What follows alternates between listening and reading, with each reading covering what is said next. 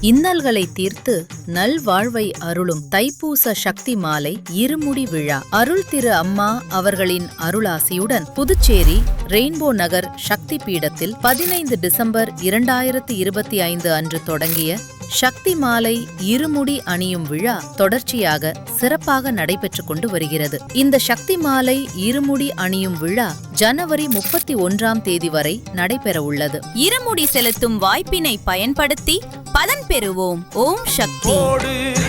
அம்மா சக்தி ஏந்து பாரோ நீங்குபடி கேடு தாகி மடி மறுவூறு நோக்கி நடப்போடு